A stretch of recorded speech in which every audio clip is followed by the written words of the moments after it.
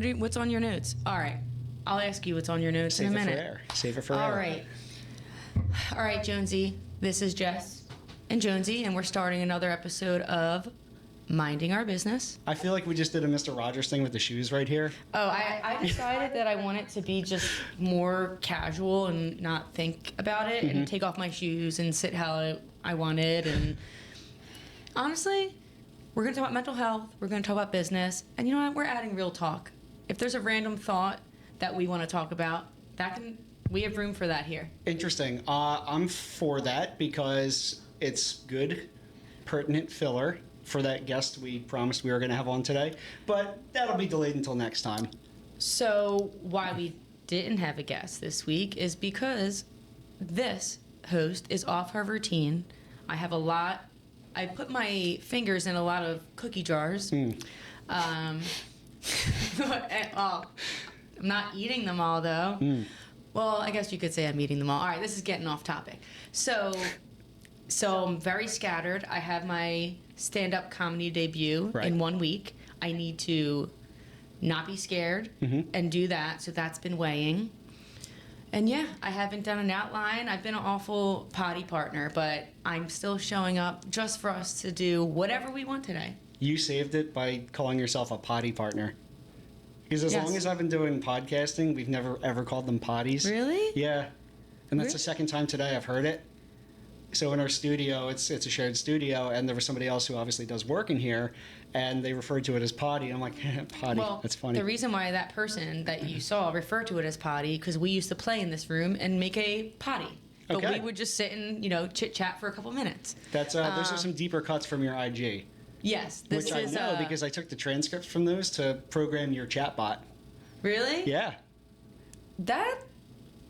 You're real good at technology. At marketing? Yeah, I would hope so. Oh yeah.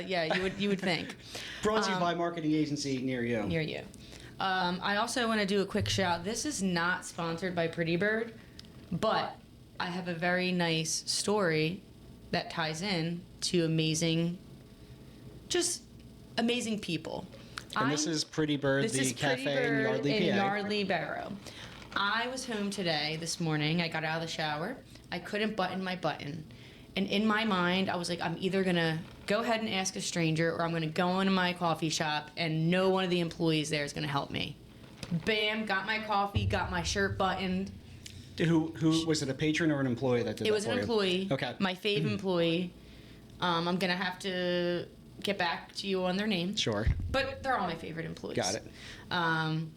Keep them on their toes. Keep them on their toes. What's going on with you today? Well, that just triggered a thought since we're doing real talk. I wouldn't have no problem probably approaching a stranger patron in a coffee shop cafe to help me out with that, but only once they have their drink in their hand. Because I know coffee people, and I don't play into the stereotype. Oh, I've had my coffee, don't talk to me. Are you a coffee person? Very much so. You need to wake up. I do, but that's I'm part also of the morning not, routine? Yeah, but I'm not going to be rude to somebody. Yeah. Because I'm a grown-ass adult, and I know how to apply the bare level of social norms to get by. Fair.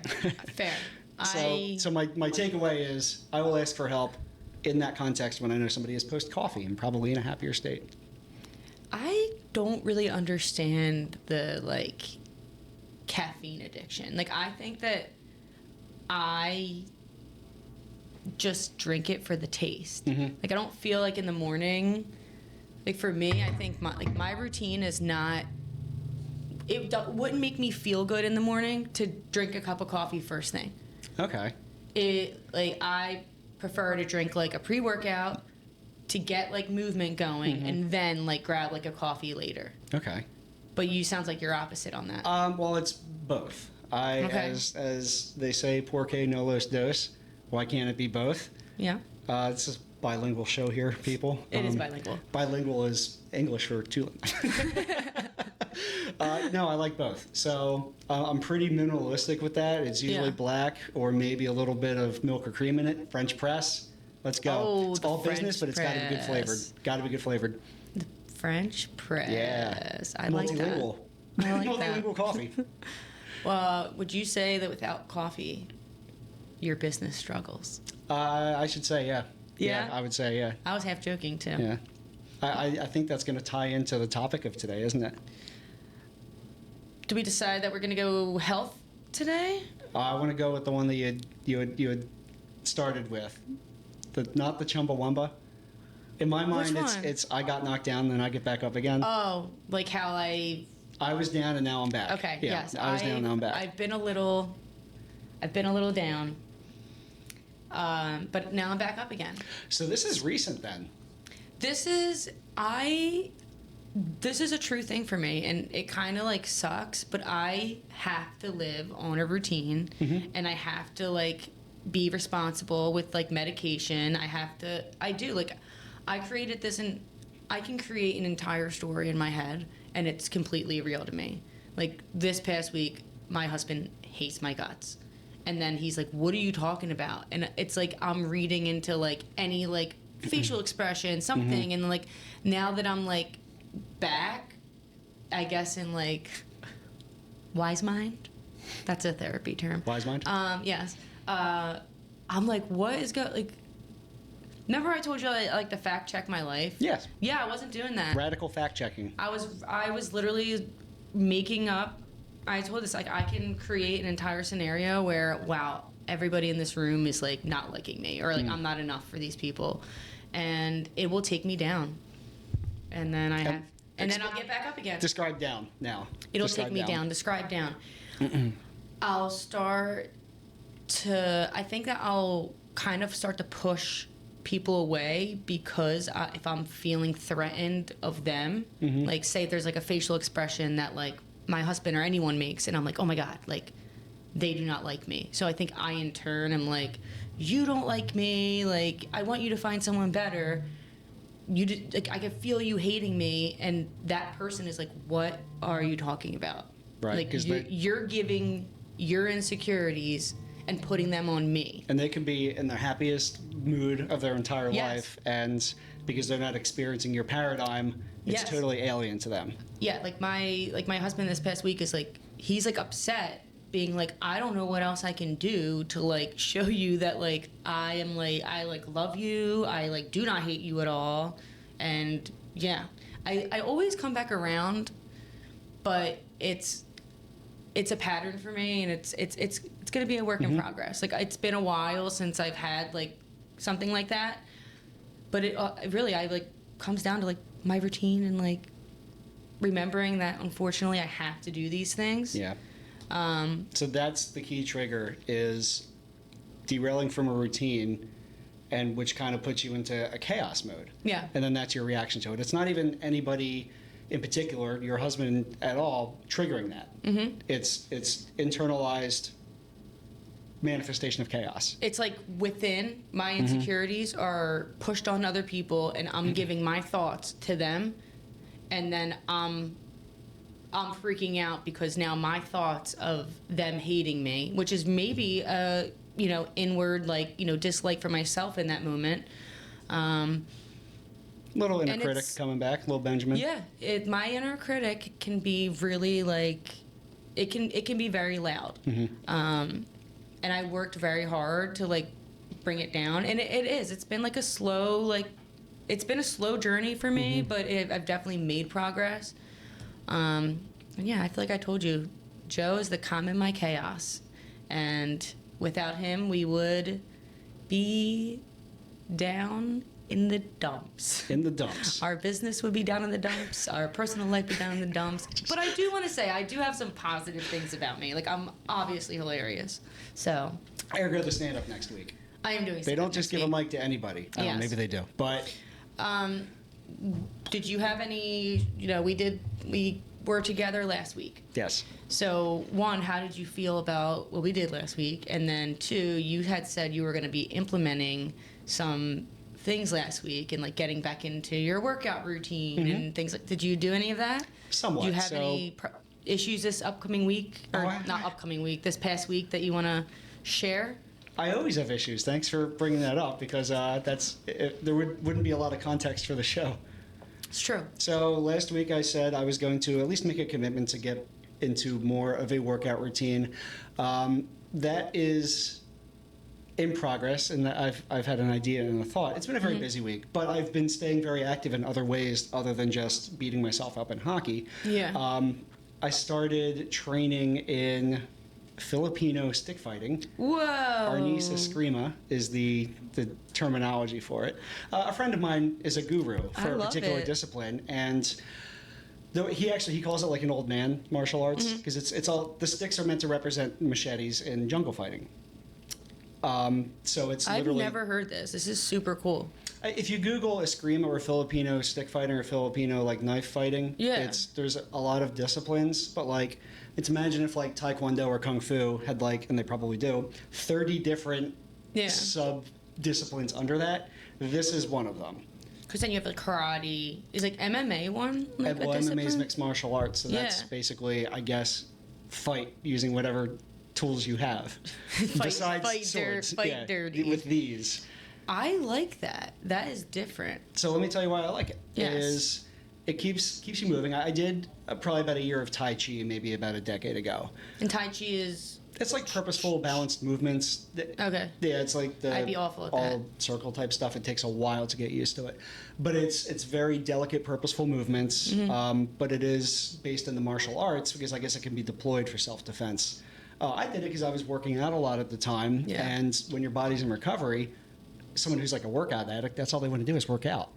But you can't. You literally can't like work your muscles to allow them to build and grow and train. So this allows you to kind of bridge that gap, and that's what the Filipino stick fighting is doing for me now. Brand new, but we're doing it at night. So it's Was this like a class? It is like okay? Yeah. If you're interested, ping us, and if you're in the area, I can get you in. Honestly, I'm like kind of interested just because it sounds so different.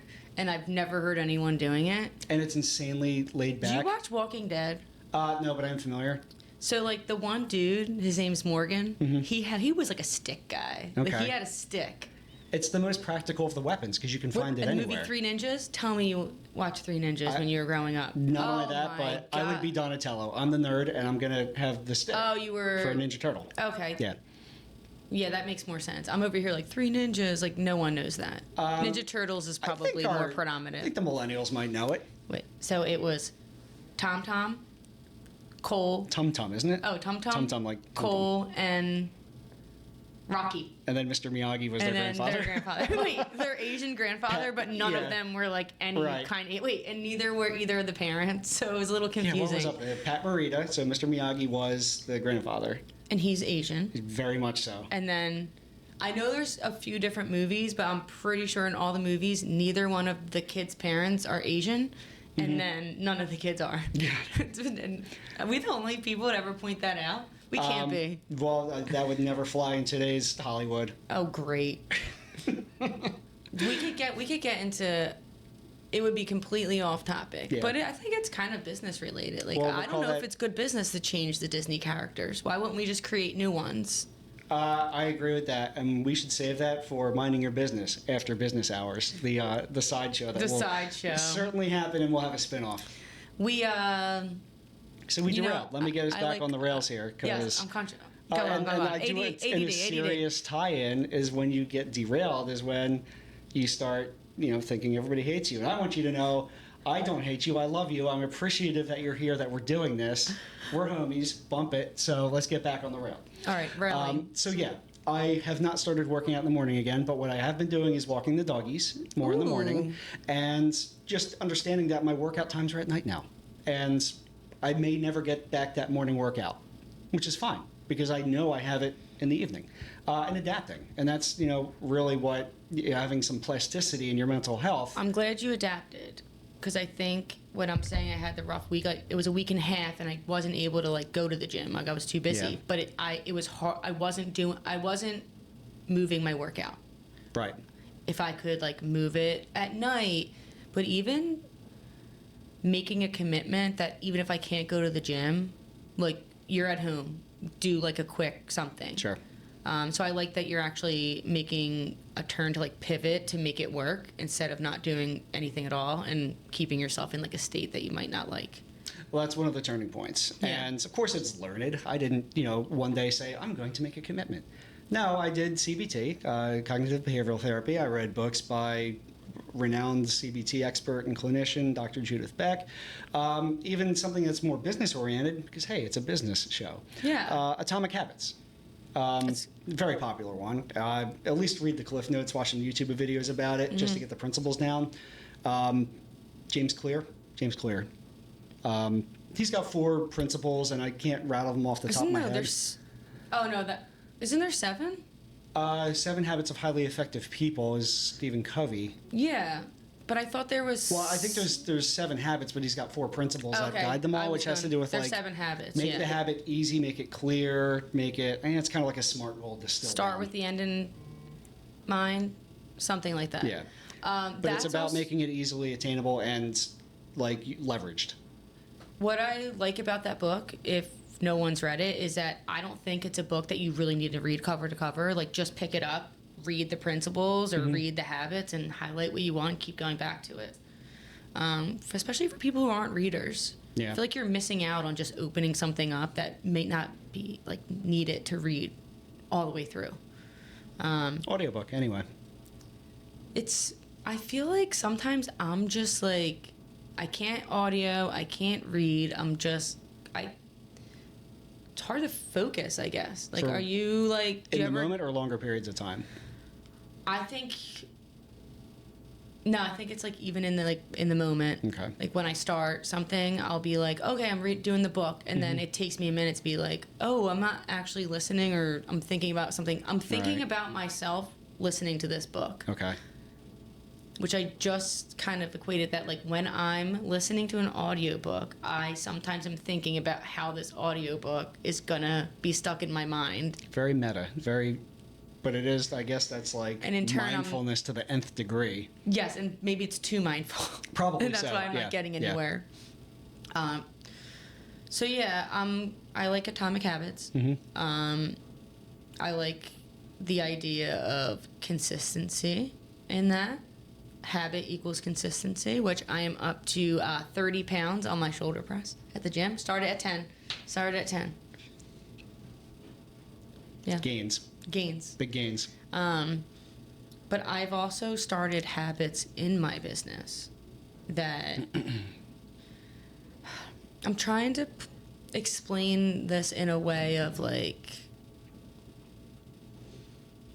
at one point I was consistently sending letters and tracking them on a spreadsheet, and there was nothing happening, and I was feeling I was doing busy work sending them out, and then I ended up having 2 people reach out to me, and I was oh, I'm this consistent habit, which I thought was time wasting and I wasn't doing it, actually worked that. So the context is the consistency factor works. It does. That's marketing 101. Yes, aside I guess the behavioral and the mental aspect of it, that's marketing 101. Consistency. So the context is marketing real is all mental, right? It's all psychological. Yeah. Only the implementations are anything else. Yeah. Visual, digital.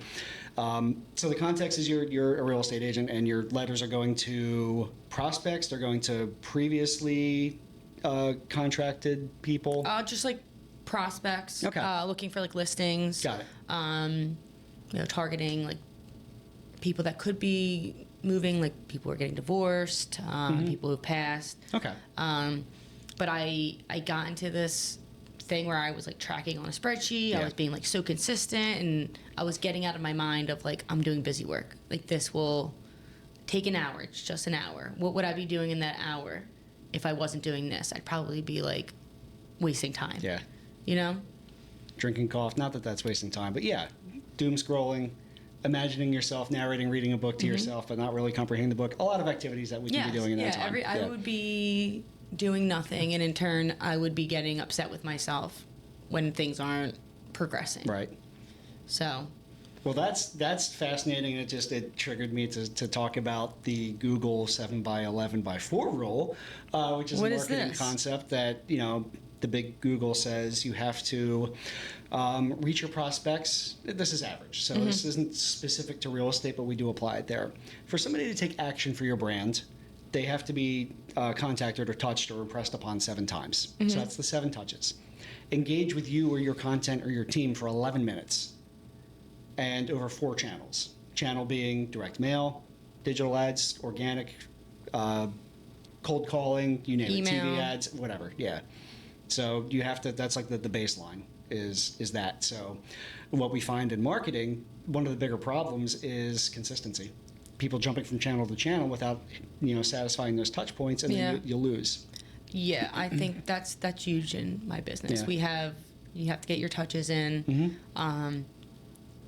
calling people, texting people, and I think what's really tough about that sometimes, especially in like a business that we're in, is my struggle sometimes is always wanting to be super genuine. Like I never want to reach out to someone and have them think I'm reaching out to them just for like business or I'm reaching out to, but I want people to know that I care how they're doing too. Right. And like for me sometimes if I'm like calling people or texting people, especially phone calls, I'm on the phone with people for like 40 minutes. Like it's really hard for me to like wrap it up. If you've met me, like I like will ask you every question about your life. I think I know a lot about people because I don't know why. I just want to hear about everybody. Yeah, I don't know. It's a value, but it has to be controlled, contained, and leveraged. Yes, and I have a hard time controlling my ability to not keep talking to someone and make them feel, God, I'm annoying. No. I'm annoying. No, and definitely don't go into a call thinking that. No, there's this older man that I met like through a cold call. He lives in Yardley, and honestly, I call him, and if he never sells his house, like I know I think he's lonely. He I will talk to him for 30 minutes on the phone, and I'll be like, I always have to end it by, I know me and you could talk forever. The first time I met him last summer when I went to check out the house, I was there for 2.5 hours. He showed me every inch, nickel, cranny. We walked his backyard. I took every minute to listen to what he was saying, and my husband was like, where are you? Where are you? But it's just because guy's lonely. Wanted to give him some time. I had the time. And that's okay. Then and again, selfishly, that made me feel good. Yeah, I think I said this. My journey in life is now just I don't know. I'm always trying to help someone build something. And we talked right before the show about the paradigm of selfishness. And yes. Is wanting to help other people because it makes you feel good inherently bad or selfish? Inherently selfish, yes. But I say that's okay. Yeah. Because you're taking care of yourself, and then you're leverage. I use that word leverage all the time for a reason because it's one of my favorite concepts. Yeah. When applied positively, you're applying your caring nature, which is a value, to better somebody else, therefore making yourself feel better. It's constructive. It's building, and can we use a little help with cutting conversations short so that way you can respect your own time? Yes. Yeah. Move on. No. But that's a good way to end it. Oh, we can talk all day, but the husband's calling me, or in this case, my real estate partner and or my husband. Hey. So you can pull either one out of your pocket, which is dope. Yeah, I always like to just call it as it is sometimes and be like, listen, I can talk to you all day, so let's end it here. And that's it. Yeah. Because I also want to share a story, and it does bring back the mental health thing. I was in the bank yesterday, and I somehow got into complaining about how good people don't win. How good people... Okay, so the nice guys finish last. Nice guys finish last. Fairy tales are fairy tales for real, because heroes don't win. So it's me, the two tellers, and this other lady there. So she turns and starts being real she's like, listen... She's we just do the best that we can. She's everything in life just starts locally. Get out there, do your part. So she's actually running to be a judge in the court of plea, something in Bucks County. Okay. She gave me her card. Her name is Linda. Anyway, she was super cool, and she turned my negative view in the world being you know what? You're right. You're putting yourself into the service. I'm going to be a little bit more positive about the world and business and life. I mean, I wasn't after that, but I've come back. Well, okay, well, let's circle in on that little timestamp right there. You weren't at the time, but now you've come back. When did that occur and why? When did you have that change of thought or feeling? Oh, so I get a lot of support from like therapy, so I felt like I got a message back from my message to a therapist that gave me, essentially I was asking like, is it me? Like, tell me if it's me. And she wrote back in like a nice way that like pretty much saying it was me, but not directly saying it was me. And then like pointing out that it like needs to come from within. Mm-hmm. So then I started like checking the facts of everything in my head after everything that I've been like talking about, and I'm like, oh my god, yeah, like I created this again, because it's like a reoccurring like theme for me. It's like, you know, fake stories, creation of This hatred. internal narrative of Yeah. No, but even like work related things, like every year we'll deliver like it used to be flowers, now it's like chocolates and stuff for like Christmas. Mm-hmm. So like we'll actually get out of the car and like walk them up the doors and like deliver them. I don't know why, but for some reason sometimes I feel like after a transaction, even though it's not true, like I'll still talk to my clients and we're like all like good, I will be so anxious to go up through their door because I think they don't like me. And my husband will do it, and if he sees someone, he's like, he's like, people are like disappointed to see me, like they want to see you. And I'm like, I don't know why I feel like that. So it has to start from within. Yeah. It's a work in progress. Well, we know why you feel like that. You kind of told us. Yeah, well, this whole time, but I need to get back into my DBT life. Mm-hmm. It's like I have to accept that I need to practice my dialectable behavior therapy. Diabolical. I have to practice my diabolical therapy to keep me going. That's what my internal critic Which is sounds like, is fine. diabolical, before I'm able to deploy my countermeasures. I can't. You to me doesn't seem like anyone who would ever be like really mad. Do you get mad? Oh, Are you like a yeller? classically. Yeah. Really? I'm a yeller. I break stuff. Really? Yeah. I feel like I could be like that, but like I wouldn't picture you being like that. I manage it very, very, very well. Interesting. Yeah. I've broke a TV or two in my time. A TV. Ooh, okay. I've limited myself to cell phones and Cell phones. Yeah, cell phones were high school. True. Like, come on. hockey sticks. I've Once broken you quite get a few. older, you get windshields, TVs. No. Walls. Walls. Walls. Oh. Yeah. I put my head through a wall or two. I just, my fist, never my head. Yeah. I like to take it to the extreme. Wow. I'm a black and white thinker. To like, I'm either alive or dead. Kidding. God, I was completely kidding. Stopgap. Yeah. With that being said, if anyone has any suicidal thoughts, make sure you reach Call out 911. to. Yeah, call 911. And also don't make jokes about it.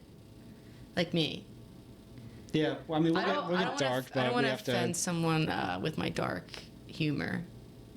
interesting concepts. But then also, like, We're not here to offend. We're here to help. spread knowledge and experience, and if what we have is wisdom. But I don't know, I mean, everybody's allowed to get offended. But Does it what's the bother point? you What's when the I point? drink my coffee No, when we're I'm just, talking? I kind of wish I had one.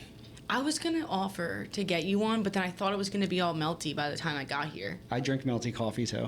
Oh, so next time our next show, we're both going to have a coffee from Sick. Pretty Bird. you go black.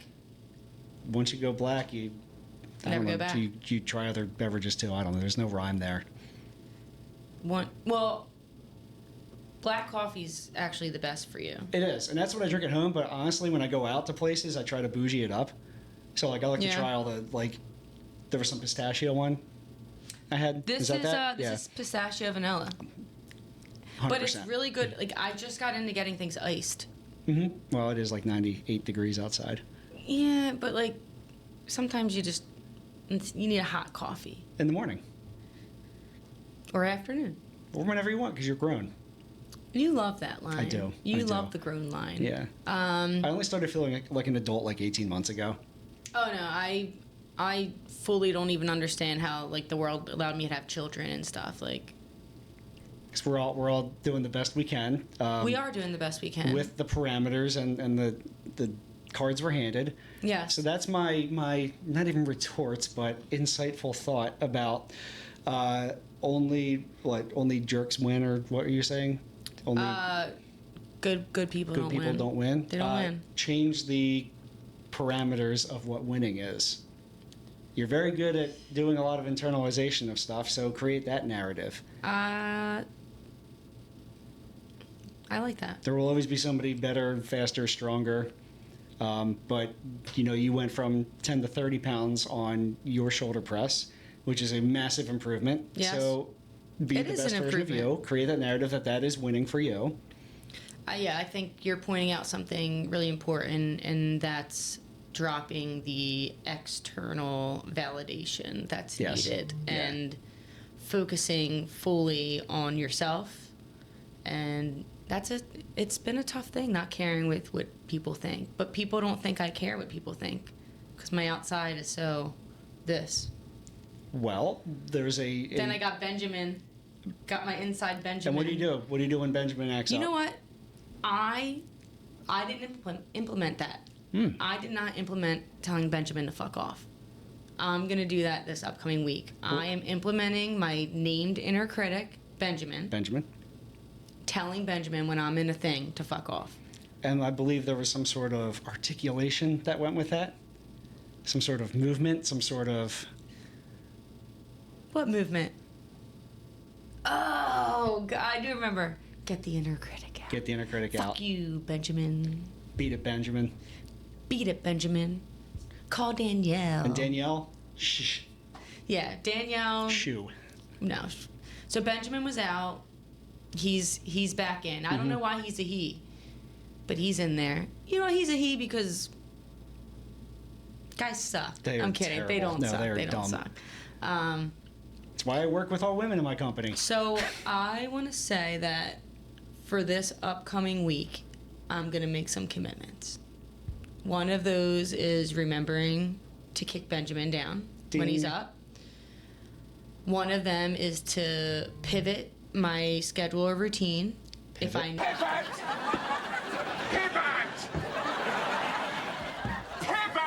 know that it's not going to work out and it's going to throw me off. That's what I'm going to start with. Okay. What are you going to do? 1 hour later. So I'm going to give you a commitment. Okay. Is to drop your calendar on the ground and commit to 1 hour of not thinking about your calendar. Ooh. Okay. Okay? Commit to one. I pulled that out of the air. So it's kind of like unplugging for 1 hour. So I Give appreciate yourself that. 1 hour a day to unplug. 1 hour per day. Or start small, 2 days a week, 1 hour to unplug. 2 days a week, 1 hour to unplug. That's okay. nothing. No hockey, no nothing. That's like just Dan in his mind being healthy, thinking about positive things, meditating, throwing your stick around, your Tai Chi stick. Okay. So, and we're putting qualifiers on this. There can be some activity involved. Activity can be involved. Because if I walk, probably not with the dogs, but by myself, that'll check that box off. Walk by yourself. Yeah. Just you in a zone Okay. for an hour. And I'll report back on my findings. See how you feel shutting down for an hour with just the idea of honestly, leave your phone behind. I have to. No, I that's part of it. When you say put the calendar down, that's the device I'm is the gonna calendar. do that too, because a big issue for me is having my phone when I'm with my kids. Not fun. Okay. Not fun. Okay. So I'm gonna commit to that too. But I like this idea of us making a commitment after every conversation for next time we're coming in. And so it's And I not. would challenge everybody to make a commitment every week. So, and I do want to qualify with this as well. I would say it doesn't have to be a new, fresh commitment, but rather you can up the ante on your current one. So I'm starting with, Of course. well, an hour a week or whatever, 2 30-minute sessions. I can bump that up to an hour. So because that's very important too. Yeah. It's not like you're not doing 10,000 different weight lifts. You're really quantifying, hey, I'm hitting 30 pounds now, right? Or however many reps. Increasing the frequency and volume, marketing stuff of the commitment. Yes. Powerful. It is powerful. Powerful. I do want to end on something that I've been thinking about, and I've already kind of brought it up to you, but you know how important it is for me to get this out. Jess's thought of the day. And this is, what's the appropriate age for dogs to conceive? Does it go by dog years, Dan? Is it 7 times 2? So if your dog is 2 and they get pregnant, are they 14 at the time of birth? Should dogs be waiting till they're 3, so they're 21 at the time of birth? Has anyone ever thought about this? If you had a dog, what would be appropriate? I do have a dog. I have 2 dogs. Oh, you do have a dog. What would be appropriate age, you think, for them to be parents? So, interestingly, our one dog's sire was like 10 or 11 months old when he sired T-Bone, which means he was biologically ready to do it, but that's not the same for humans. So you have to take the the 7 years is not linear. The first year of a dog year is, I think, and we'll have to look this up, I think it's more akin to like 15. Because of the rate in which they grow in that first year. And it varies by breed, I suppose, too. Yeah. But then it tapers off into like the 7 years. Because just think about like when, you know, a dog is like a little nugget all the way up to a year old. That's like an entire human's first like 15 years. That makes sense. I also saw the dog that sparked this. It was a 2-year-old dog, and it looked like a little puppy. So I was calling her a teen mom. That's Teen freaking mommy. hilarious. But I think 2 might be appropriate. I think 2 is appropriate. All right. Yeah. Well, now that we've got that cleared up, I am looking forward to us having a guest on our next episode and getting things lined up and outlined, and for us to get moving. For the forward. golf fans, we're just teeing off right now. We got to teeing play off. a full 18. We are just teeing off. It's a learning experience for me. You're a little bit of a pro. A little bit. A little bit. So let's sign off. MindingYour.com. Did we decide how we sign off? Can you do that? Finger guns. No, do this. Wait, can you do this? Didn't I just what? Just hold hold your there? leg in the air. Actually, should I do it with the opposite leg? Oh, actually, ooh, that was a good stretch for me.